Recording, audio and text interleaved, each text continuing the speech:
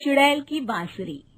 एक सुहाना सा दिन होता है और मगन, रामलाला, चंदन, राजन, तपन और गोलू के पापा गांव के बरगद के पेड़ के नीचे बैठकर अपनी शाम की गपशप कर रहे हैं। अरे रामलाला और चंदन, तुम्हारी फसल कैसी चल रही है इस साल? अरे बंधु, क्या बताएं, बारिश ने तो परेशान कर रखा है। सही बात, बारिश की कमी ने दिमाग खराब कर दिया है। सरपंच गांव वालों के लिए एक खबर लेकर आता है। अच्छा मेरे गांव के भाइयों, सुनो जरा। हमारी सरकार ने किसानों के लिए शहर में एक सेमिनार का आयोजन किया है, जिसमें वो खेतों के बारे में और भी कुछ जानकारी देंगे। तो मुझे लगता है कि हमें वहां जाना चाहिए। सरपंच जी, मेरे खेतों में कीड़ों ने परेशान कर दिया है, उसके लिए कुछ जानकारी मिलेगी क्या?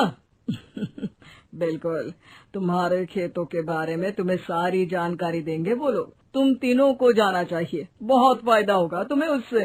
ये कहकर सरपंच वहाँ से चला जाता है और तीनों सोचते हैं कि वो शाम के वक्त मैदान पर मिलेंगे और वहीं से रवाना हो जाएंगे।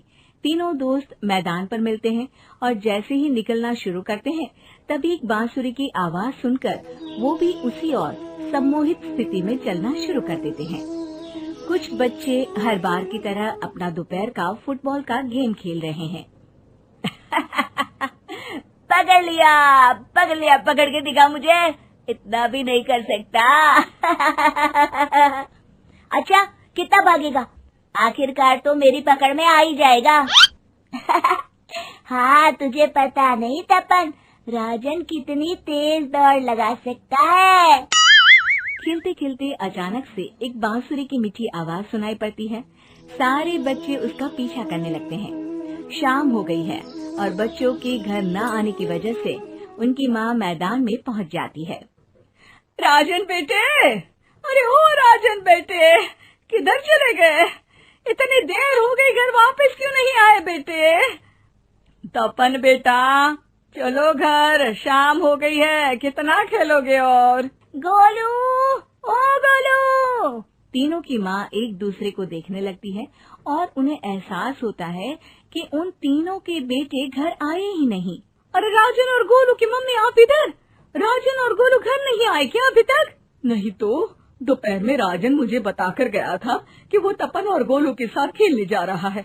मैंने सुना है कि गांव में एक चुड़ैल घूम रही है, कहीं वही तो नहीं ले गई ना हमारे बच्चों को? ऐसा कुछ नहीं हुआ होगा, हम तीनों अलग अलग जगह ढूंढते हैं, इधर ही खेल रहे होंगे तीनों बच्चे। ये कहकर तीनों बच्चों की माएं उन्हें ढूंढने निकल गई। बहुत देर हो गई और फिर भी तीनों बच्चे मिले नहीं। तीनों की माएं मैदान पर फिर से मिलती हैं। सुनिए जी, ये तीनों मिल ही नहीं रहे और मेरे दिमाग में बहुत बुरे बुरे ख्याल आ रहे हैं। अब चिंता मत कीजिए, हम सरपंच से जाकर बात करते हैं, वो हमारी मदद करेंगे। गोलू की माँ सही कह रही हो, चलो चलते हैं। एक उम्मीद की आशा लेकर तीनों अपने बेटों की फिक्र में सरपंच के घर जा पहुंचती है। सरपंच अपनी शाम की चाय पी रहे हैं और अखबार पढ़ रहे हैं। तभी तीनों की माँ हड़बड़ी में भागकर उनके पास आती है। अरे अरे, आप तीनों इतनी डरी हुई क्यों हो? क्या हुआ? ऐसी क्या बात हो गई? तिवारी जी, हमारे लड़के दोपहर से खेलने गए हैं और अब तक लौटे नहीं हैं। हमने उन्हें सब जगह ढूंढा, लेकिन हमें वो मिले ही नहीं, इसीलिए हम भागकर आपके पास आ गए। अच्छा, इनके पिता कहाँ है? ये कुछ काम के लिए शहर गए हैं, इसीलिए हम भागकर आपके पास आए हैं। हाँ, मैं उसके बारे में भूल ही गया था। एक काम कीजिए, मुझे उस जगह लेकर चलिए जिधर वो आखिरी बार खेल रहे थे। सरपंच घर से एक डंडा लेकर तीनों के साथ मैदान की ओर निकल पड़ते हैं।